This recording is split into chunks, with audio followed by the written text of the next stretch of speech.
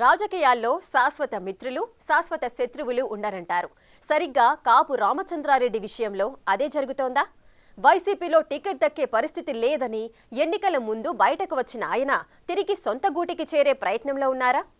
వైసీపీలోకి రీఎంట్రీ ఇవ్వడానికి తమ దూతలను పంపిస్తున్నారా? జగన్కు తిరిగి దగ్గరవ్వడానికి కాపు రామచంద్రారెడ్డి చేస్తున్న ప్రయత్నాలేంటి? మాజీ ముఖ్యమంత్రి ఆయన చేరికపై ఏమంటున్నారు?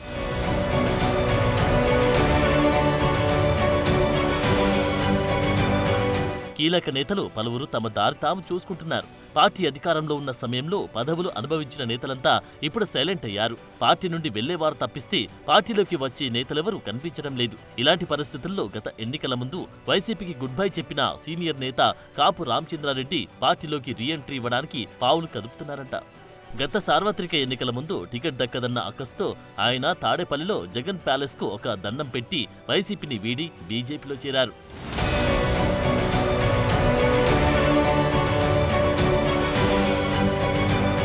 అనంతపురం జిల్లా రాయదుర్గం నియోజకవర్గం నుంచి 3 సార్లు ఎమ్మెల్యేగా కాపు రామచంద్రారెడ్డి విజయం సాధించారు. 2019 ఎన్నికల్లో వైసీపీ నుంచి ఎమ్మెల్యేగా విజయం సాధించిన ఆయనకు తిరిగి టికెట్ ఇవ్వడానికి జగన్ నిరాకరించారు. దాంతో ఆయన వైసీపీకి రాజీనామా చేశారు.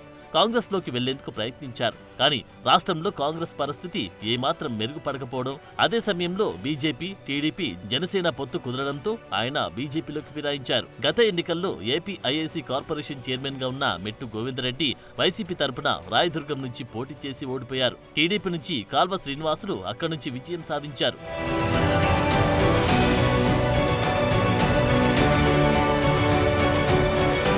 ఓడిపోయిన తర్వాత మెట్టు గోవిందరెడ్డి పార్టీలో పెద్దగా యాక్టివ్గా లేరు. బెంగళూరులో ఉంటూ వ్యాపారాలు చేసుకుంటున్నారు. పార్టీ కార్యక్రమాల్లో అసలు కనిపించడమే మానేశారు. దాంతో వైసీపీ క్యాడర్ తీవ్ర నిరాశలో మునిగిపోయింది. సరిగ్గా ఇదే అంశం కాపు రామచంద్రారెడ్డికి కలిసి వచ్చింది. బీజేపీలో ఉన్నా సరే కాల్వ శ్రీనివాసులను కాపు రామచంద్రారెడ్డి ఏదో రకంగా ఇబ్బంది పెట్టి ప్రయత్నం చేస్తూనే ఉన్నారంట. ఆ క్రమంలో కాల్వపై పోరాటానికి వైసీపీని సరైన వేదిక అనుకుని తిరిగి పార్టీలో చేరాలని చూస్తున్నారనే వార్తలు వినిపిస్తున్నాయి. బీజేపీలో పెద్దగా ప్రాధాన్యత లేకపోవడంతో తిరిగి ఆయన తన సొంత గూటికి చేరాలని చూస్తున్నారంట. జగన్తో తనకున్న సాన్నిహిత్యంతో ఆయన ప్రయత్నాలు ప్రారంభించారట.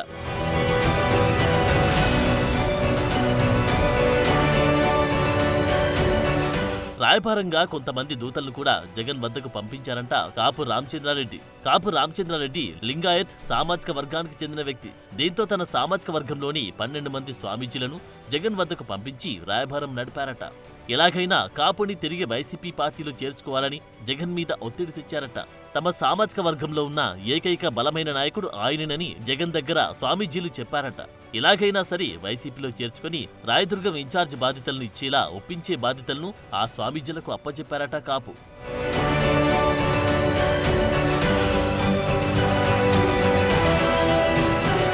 కాపు రామచంద్రారెడ్డిని తాము పొమ్మనలేదు అని ఆయనే సెల్యూట్ కొట్టి మరీ పోయారని జగన్ స్వామీజీల దగ్గర చెప్పారట.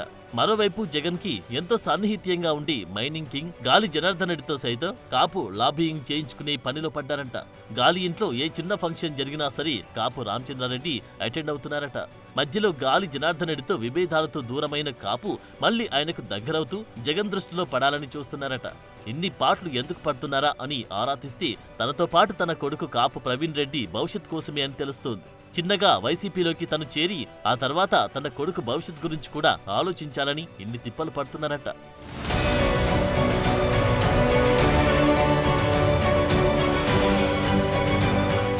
అయితే కాపు రామచంద్రారెడ్డి వైసీపీని వీడే సమయంలో చేసిన హంగామా ఆయనకు మైనస్ అయ్యే పరిస్థితి కనిపిస్తోంది. వైసీపీకి గుడ్ బై చెప్పిన రోజు జగన్ ఇంటి దగ్గర సెల్యూట్ చేసి నమ్మినందుకు నా గొంతు కోశారు అని comment చేశారాయన.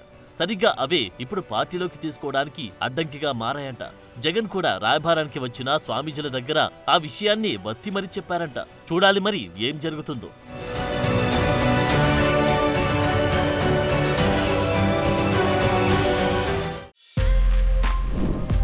For more videos like this, subscribe Big TV channel.